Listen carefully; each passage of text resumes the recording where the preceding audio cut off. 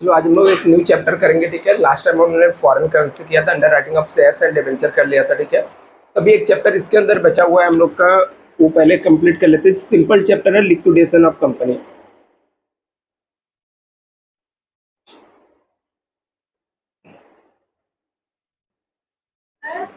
हाँ, extra marker.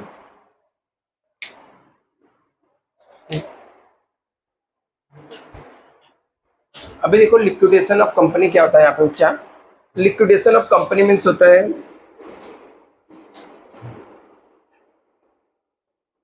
Company close हो जाना या कंपनी क्या हो जाना, बंद हो जाना। ठीक है, अभी जब कंपनी बंद होने लगती है, एक पूरा सेटअप बिजनेस है, सिंपल सी बात है। ठीक है, मेरा पूरा सेटअप बिजनेस से हुआ है, बिजनेस है। यदि वो बिजनेस बंद हो रहा है तो वो बिजनेस के अंदर दो चीजें हो सकती है। एक तो मेरे एसेट्स हो सकते हैं, दूसरा मेरे लाइबिलिटीज। मतलब क्या, एक कर्जा रहेगा एक जगह जहाँ पे प्रॉपर्टी है। तो हम लोग क्या करते हैं, प्रॉपर्टी को, जो भी हमारी प्रॉपर्टी रहता है उसको हम लोग बेच देते हैं, और उससे जो भी पैसा आता है, उससे जो भी लाइबिलिटीज रहता है उसे हम लोग सेटल कर देते हैं, पेमेंट कर देते हैं। तब ये चैप्टर में है, बहुत ही सिंपल है। ठीक है, जस्ट आपको यदि लॉजिक पता कि किसको कब पेमेंट करना है, तो आपको जस्ट एक स्टेप यहाँ पर याद रखना है कि कैसे किसको पेमेंट करना है। ठीक है, ज़्यादा हम लोग इसके थियोरिटिकल पार्ट्स में नहीं जाते हैं। हम लोग एग्जाम में भी, ठीक, क्योंकि हमारे एग्जाम 2-3 दिन बाद आते हैं, तो हम लोग ज़्यादा थियोरिटिकल पार्ट्स में नहीं जाते हैं, डायरेक्टली आते हैं कि कैसे हम लोग सम को सॉल्व कर सकते हैं। तो हम लोग इसके अंदर सबसे पहले यहाँ पर जो लिक्विडेशन के खर्चे होते हैं वो हम लोग पेमेंट करते हैं। लिक्विडेशन एक्सपेंसेस को पेमेंट करते हैं, लिक्विडेटर के रेम्युनरेशन को पेमेंट करते हैं। क्या इसके पहले भी किसी को पेमेंट करते हैं? हाँ, पेमेंट करते हैं, लेकिन वो अलग से ही पेमेंट कर देते हैं। वो क्या रहता है, सिक्योर्ड लोन। ठीक है, सिक्योर्ड लोन क्या होता है, जैसे ही प्रॉपर्टी सोल्ड होगा वो डायरेक्टली पेमेंट हो जाएगा। तो इसको हम लोग अलग से लिखते हैं। ठीक है, कि इसको हम लोग अलग से शो करते हैं। जो सिक्योर्ड लोन रहेगा, जैसे बिजनेस बंद होगा सबसे पहले वो पेमेंट हो जाएगा ऑटोमेटिक। उसके बाद हम लोग लिक्विडेटर रेम्युनरेशन एक्सपेंसेस पेमेंट करते हैं। हाँ, मान लेते हैं कि गवर्नमेंट रहेगा, ठीक है, गवर्नमेंट की कोई खर्चे रहेंगे या गवर्नमेंट का कुछ बाकी रहेगा, तो भी हम लोग पेमेंट कर देते हैं मोस्टली। ठीक है, पहले ही। ये सबको हम लोग प्रेफरेंशियल है, हम लोग बोल सकते हैं ऐसी लाइबिलिटी जो हम लोग को सबसे पहले पेमेंट करना रहता है, वो सब लाइबिलिटीज होता है। फिलहाल हम लोग अपने जो एग्जाम के लेवल है उसके हिसाब से देखते हैं, तो ज़्यादा ऐसा में आपको कंफ्यूज नहीं होना, तो इसलिए सब आइटम नहीं, जो हमारे एग्जाम में बार बार आता है वो सब आइटम हम लोग देखते हैं। तो सिक्योर लोन को तो हम लोग डायरेक्टली पेमेंट कर देते हैं। इसके बाद लिक्विडेटर एक्सपेंसेस हो गया, लिक्विडेटर रेम्युनरेशन होते हैं, ये सब पेमेंट करते हैं। फिर हम लोग यहाँ पर डिबेंचर को पेमेंट कर देंगे। यदि डिबेंचर का इंटरेस्ट रहेगा, ठीक है, आउटस्टैंडिंग डिबेंचर इंटरेस्ट रहेगा, तो डिबेंचर इंटरेस्ट को पेमेंट करेंगे। इसके बाद हमारे पास यदि पैसा बचा है, ठीक है, तो हम आगे ऐसे पेमेंट करते जाएंगे। सबसे पहले हम लोग प्रेफरेंशियल क्रेडिटर को पेमेंट करेंगे, प्रेफरेंशियल क्रेडिटर को पेमेंट करेंगे। इसके बाद पैसा बचा तो अनसिक्योर्ड क्रेडिटर को पेमेंट करेंगे।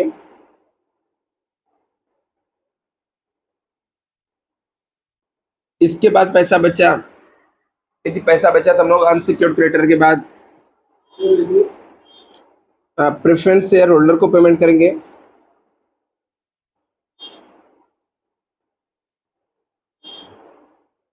यदि सब में मेंशन किया रहेगा प्रेफरेंस डिविडेंड का, प्रेफरेंस डिविडेंड है तो प्रेफरेंस डिविडेंड को पेमेंट कर देने का। ये प्रेफरेंस डिविडेंड कभी कभी हम लोग पहले भी पेमेंट कर सकते हैं, ओनर को बाद में पेमेंट करने का, इसको पहले पेमेंट करने का, वो डिपेंड करेगा। ठीक है, या बाद में भी पेमेंट करोगे चलता है यहाँ पर, क्योंकि ये दोनों सेम ही लेवल के एक्चुअली होते हैं। इसके बाद पैसा बचा तो इक्विटी शेयर होल्डर को पेमेंट करने का, इक्विटी शेयर होल्डर को पेमेंट करने का। अभी इसके फॉर्मेट कैसे होता है, सम कैसे सॉल्व होता है, तो इसका फॉर्मेट एकदम ही सिंपल सा होता है। ये इसका फॉर्मेट है। ये इसके अंदर हम लोग क्या करते हैं, इसको स्टेटमेंट ऑफ लिक्विडेशन बोलते हैं। ठीक है, स्टेटमेंट ऑफ लिक्विडेशन।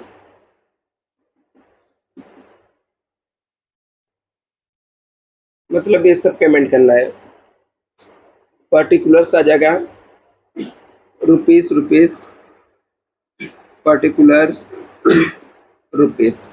अभी यहाँ पर क्या करना है आपको, जितने भी जितने भी आपके असेट्स रहेंगे सब बेच के एक जो डेबिट साइड रहेगा इसको आप रिसिप्ट भी पर्टिकुलर की बजाय यदि आप चाहो तो और सिंपली आपको याद रखना है तो आप लिख सकते हो यहाँ पर रिसिप्ट आता है, मतलब पैसा कहाँ से आएगा, और यहाँ पर आता है कैसे हम लोग पेमेंट करते हैं। जिसको जिसको पेमेंट करते हैं उसको हम लोग क्रेडिट साइड में लिखते हैं।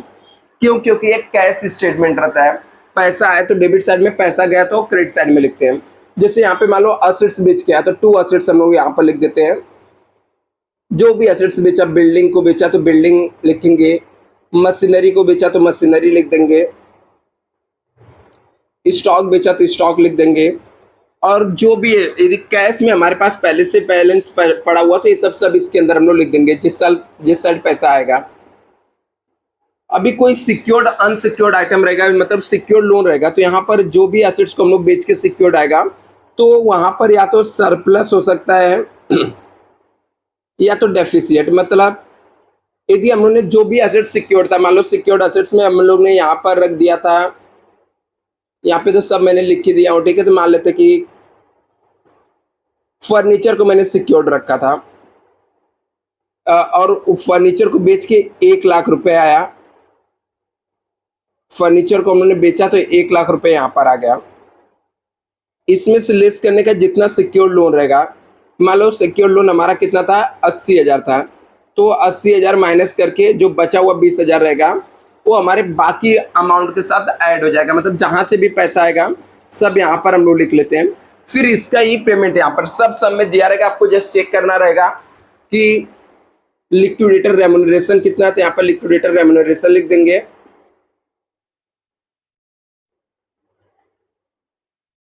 लिक्विडेटर एक्सपेंस लिख देंगे यदि पेमेंट किए रहेंगे। तो फिर डिबेंचर यदि सब में दिया रहेगा तो डिबेंचर को पेमेंट किए रहेंगे तो डिबेंचर यहाँ पर लिख देंगे। प्रेफरेंशियल क्रेडिटर दिया रहेगा तो उसको पेमेंट कर देंगे।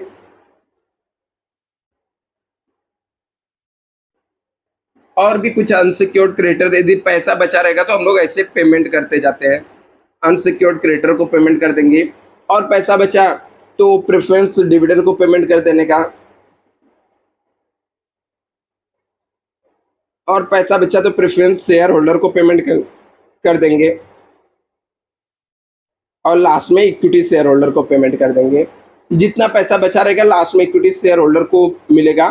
यदि कुछ लॉस भी होता तो इक्विटी शेयर होल्डर को बेयर करना रहता है।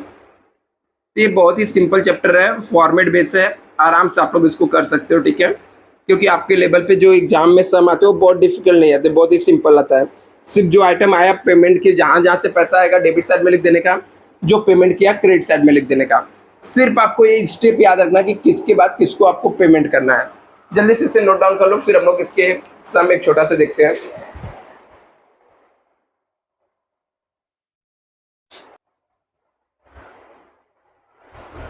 तो चलो अच्छा हम लोग एक प्रैक्टिकल सम सॉल्व करते हैं। पेज नंबर 205 क्वेश्चन नंबर 6 आपको दिया है, नॉर्थवेल कंपनी लिमिटेड दिया हुआ है। एक बार हम लोग रीड कर लेते हैं क्या लिखा हुआ है इस सम में, उसके हिसाब से हम लोग सम को सॉल्व करते हैं। तो सम में लिखा है the balance sheet of Northwell company limited as on 31 March 2017। कब का दिया? 31 मार्च 2017 का। वाज एज फॉलो, लाइबिलिटीज है और असेट्स दिया हुआ है। यहाँ पर लाइबिलिटीज में दिया हुआ है 8 लाख प्रेफरेंस शेयर है 10 ईच। बोलता 8 लाख प्रेफरेंस शेयर, एक शेयर कितने का है? 10 रुपए का है। 12 लाख सिक्योरिटी शेयर है 10 ईच है। बैंक लोन है, 8% डिबेंचर दिया हुआ है। इंटरेस्ट आउटस्टैंडिंग डिबेंचर दिया है, क्रेडिटर दिया हुआ है। असेट साइड में आपको लिखा है लैंड एंड बिल्डिंग है, असेट्स है। अदर फिक्स असेट्स है। स्टॉक असेट्स है। डेटर असेट्स है और प्रॉफिट एंड लॉस अकाउंट्स यहाँ पे दिया हुआ है। लिखा the company went into liquidation. बोलता कंपनी कहाँ पे जा रही है? लिक्विडेशन में, मतलब कंपनी बंद होने जा रही है लिक्विडेशन में। On that date prepare the statement और प्रिपेयर लिक्विडेटर स्टेटमेंट। आपको लिक्विडेटर का स्टेटमेंट बनाना है तो हम लोग लिक्विडेटर का स्टेटमेंट ऐसे प्रिपेयर करेंगे।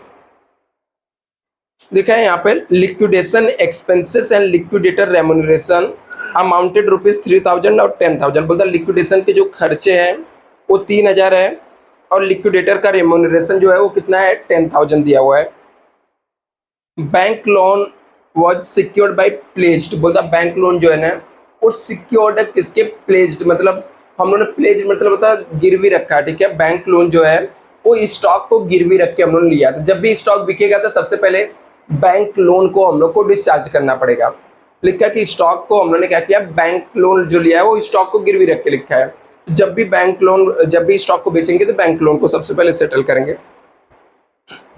आगे लिखा debenture and interest thereon secured by floating charges in all assets. इसका मतलब होता है जितने भी असेट्स है सब में चार्जेस रहता है, मतलब जब भी पेमेंट करने आएंगे तो डिबेंचर को पहले हम लोग पेमेंट करेंगे, ठीक है। ये सब पेमेंट करने के बाद डिबेंचर का नंबर आएगा। तो नेक्स्ट यहाँ पे लिखा है fix assets were realise at book value. बोलता है जितने भी फिक्स असेट्स रहेगा ना, रियलाइज का मतलब बेचेंगे, जितने भी फिक्स असेट्स बिकेंगे सब बुक वैल्यू पे बिकेंगे। And the current assets at the 80% of book value, और जितने भी करंट एसेट्स रहेंगे वो 80% ऑफ बुक वैल्यू पे क्या हो जाएगा, सोल्ड हो जाएगा। तो चलो हम लोग फॉर्मेट बना के इसके सॉल्व कर देते हैं जल्दी से।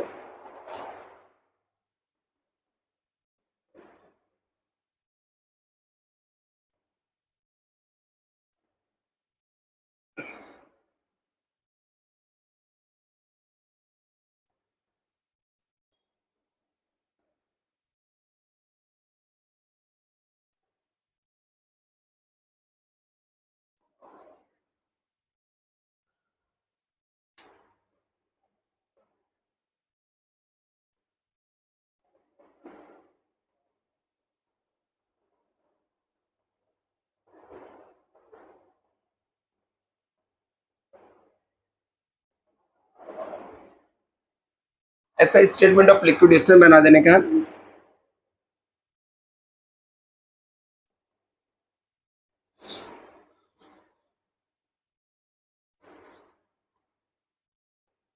पर्टिकुलर्स हो जाएगा यहाँ पे, या तो आप रिसिप्ट यहाँ पे लिख दो।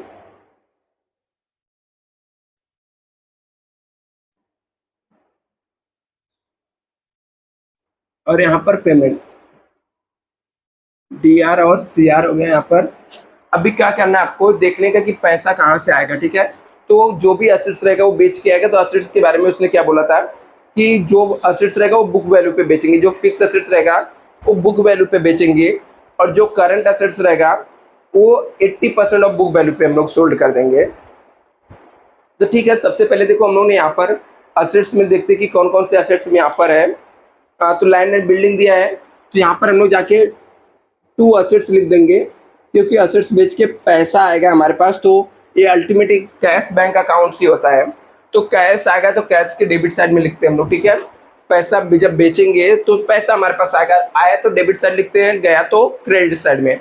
अभी हम लोग असेट्स बेच रहे हैं तो हमारे पास पैसे आ रहे हैं, तो यहाँ पे 2 असेट्स लिखने का, देखने का कि कौन कौन से असेट्स को उसने बेचा था। हमारे पास कौन कौन से असेट्स पड़े हुए हैं, लैंड एंड बिल्डिंग है, उसको हम लोगों ने कितने में बेचा, 25,000 में।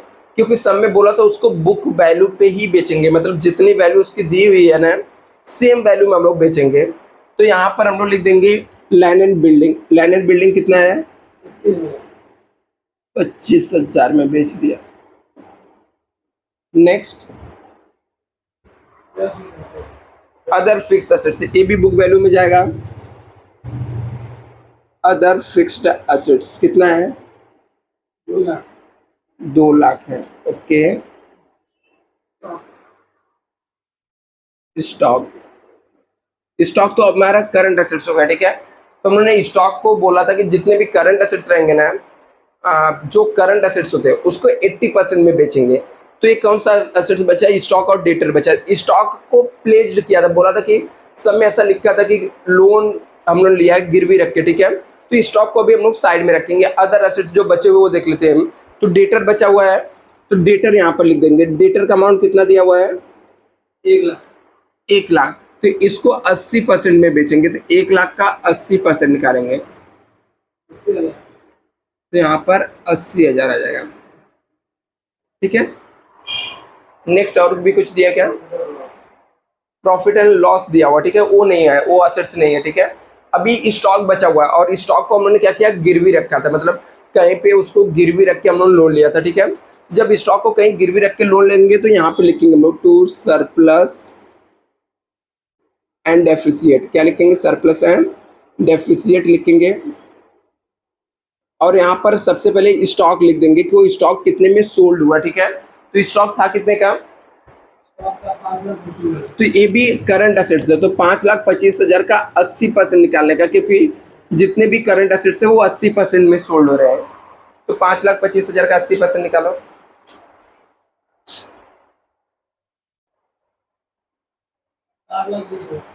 4,20,000। अभी इसमें से लेस कर देने का, लेस, ये हमारा हो गया, स्टॉक हो गया। अभी जो लोन लिए थे तो उसने सब में क्या बोला था, बैंक लोन हमने लिया था, तो सब में देखो बैंक लोन दिया है क्या, हाँ दिया है। तो बैंक लोन का अमाउंट कितना है, 4 लाख है। तो हमारा जो जिस असेट्स को मैंने गिरवी रखा था वो असेट्स कितने में बिका, 4,20,000 में बिका, ठीक है। और बैंक में लोन हमारा कितना है, बैंक लोन कितना है, 4 लाख है। तो बैंक मेरे एसेट्स को बेच के अपना 4 लाख रुपए यहाँ से ले लेगी, बचा हुआ 20,000 रुपये मुझे कंपनी दे देगी, तो मेरे पैसे में ऐड हो जाएगा, ठीक है। जो पैसा मेरे पास सब एसेट्स बेच के रखा था, बैंक का लोन था, तो बैंक ने स्टॉक को गिरवी रखा था, और स्टॉक को जो बैंक ने बेचा तो 4,20,000 में बिका, तो बैंक बेचते ही अपना पैसा ले लेगी 4 लाख, जो ज्यादा पैसा रहेगा वो रिटर्न कर देगी, तो रिटर्न मुझे 20,000 मिल गया, ठीक है। तो उसमें से माइनस कर देने का, 4,20,000 में बिका, 4 लाख माइनस कर लिया तो बचा हुआ आ जाएगा। फिर इसका हम लोग क्या करते हैं, यहाँ पर टोटल मारेंगे, बाद में अभी पेमेंट पे आता है, ठीक है, पेमेंट करेंगे। तो अपने को बस याद रखने का, वो मैंने जो आपको स्टेप बताया था, सबसे पहले लिक्विडेटर रेम्यूनरेशन पेमेंट कर देने का। तो यहाँ पर आएंगे हम लोग, लिखेंगे बाय लिक्विडेटर रेम्यूनरेशन। देखो लिक्विडेटर रेम्यूनरेशन कितने में पेमेंट किया, सब में लिखा था यहाँ पे लिखा है कि लिक्विडेटर रेम्यूनरेशन उसने कितने में पेमेंट किया है, तो कितना दिया था, नीचे लिखा था liquidator expenses and liquidator remuneration 3,000 10,000। तो लिक्विडेटर रेम्यूनरेशन 10,000 था, तो 10,000 लिख देते हैं। फिर इसके नीचे लिक्विडेटर एक्सपेंसेस लिख देने का। सबसे पहले यही सब चीजें हम लोग पेमेंट करते हैं। तो लिक्विडेटर का एक्सपेंस कितना है, 3,000, तो 3,000 वो हम लोग पेमेंट कर देंगे। इसके बाद नेक्स्ट, वो तो हो गया, ठीक है, वो तो हम लोगों ने कर दिया, बैंक लोन हो गया सेटल। अभी आएंगे हम लोग को, जस्ट वो आपको याद रखना पड़ेगा कि स्टेप किसके बाद किसको पेमेंट करना रहता है। तो लिक्विडेटर रेम्यूनरेशन, लिक्विडेटर एक्सपेंसेस के बाद डिबेंचर को पेमेंट, हाँ वो सेम ही रहेगा। अभी देखने का डिबेंचर को पेमेंट करना है क्या, तो हम लोग सब में हमारा स्टेप क्या है, वो मैंने 8 पॉइंट लिख के दिया था ना, तो उसके अंदर क्या रहता था, ये दोनों के बाद हम लोग को डिबेंचर को पेमेंट करना है। तो सब में अभी डिबेंचर दिया क्या, चेक करो, सब में डिबेंचर दिया है, दिया है, हाँ। उसका अमाउंट कितना है, तो यहाँ पर हम लोग 8% डिबेंचर को पेमेंट कर देंगे, 1 लाख रुपए। उसके बाद मैंने क्या लिख के दिया था, डिबेंचर इंटरेस्ट पेमेंट करना पड़ता है, क्या पेमेंट करना पड़ता है, डिबेंचर इंटरेस्ट। तो चेक करो यहाँ पे डिबेंचर इंटरेस्ट है क्या, है ना, आउटस्टैंडिंग डिबेंचर इंटरेस्ट, तो उसको पेमेंट कर देंगे, ठीक है। आउटस्टैंडिंग डिबेंचर इंटरेस्ट पेमेंट कर देंगे, आउटस्टैंडिंग डिबेंचर इंटरेस्ट कितना अमाउंट है, 8,000 है, तो उसको हम लोग पेमेंट कर देंगे। इसके बाद ये हो गया। इसके बाद हम लोग को पेमेंट करना रहता है प्रेफरेंशियल क्रेडिटर को, तो सब में प्रेफरेंशियल क्रेडिटर नहीं दिया हुआ, ठीक है। उसके बाद नहीं दिया प्रेफरेंशियल क्रेडिटर, वो अनसिक्योर्ड क्रेडिटर, ठीक है। प्रेफरेंशियल क्रेडिटर के सामने प्रेफरेंशियल वर्ड लिखा रहता है, ठीक है। तो प्रेफरेंशियल वर्ड नहीं लिखा मतलब वो अनसिक्योर्ड क्रेडिटर है। तो अभी अनसिक्योर्ड क्रेडिटर को पेमेंट करेंगे। एक बार ये टोटल मान लो कितना हमारे पास कितना पैसा था टोटल,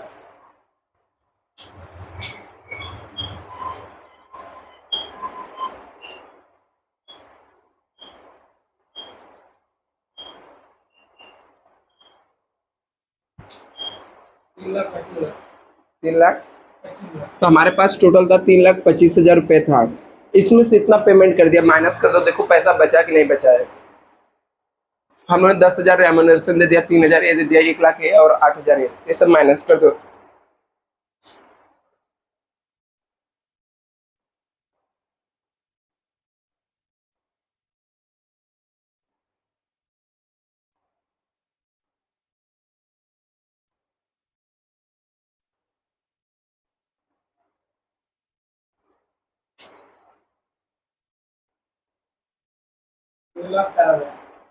अभी भी बचा है ना 2,04,000, तो मतलब हम लोग इसके आगे क्रेडिटर को भी पेमेंट कर सकते हैं, ठीक है। तो हमारा क्रेडिटर कितना है सब में, 2 लाख है, तो 2 लाख उसको पेमेंट कर दिए। अभी भी हमारे पास 4,000 रुपये बचा हुआ, ठीक है। तो क्रेडिटर के बाद हम लोग किसको पेमेंट करते हैं? प्रेफरेंस शेयर होल्डर को। तो हमारे सब में प्रेफरेंस शेयर होल्डर तो दिया नहीं है, नहीं दिया है। प्रेफरेंस शेयर कैपिटल दिया कितना? 80,000 दिया। कितना है? 80,000। लेकिन हमारे पास पैसा कितना बचा? सिर्फ 4,000 बचा है। अभी बिजनेस बंद हो रहा तो जितना पैसा लास्ट में बचेगा वही शेयर होल्डर को मिलता है। तो अभी 4,000 रुपये बचा, तो यहाँ पर हम लोग जाके लिख देंगे by preference share holder, preference share holder, और इसको सिर्फ और सिर्फ कितना पेमेंट करेंगे? 4,000 रुपये। और बाद में इसका टोटल मान लेंगे तो 3,25,000 ही आएगा। तो सम कंप्लीट हो गया। ठीक है, इसे एक बार कॉपी कर लो, फिर हम लोग नेक्स्ट सॉल्व करते हैं।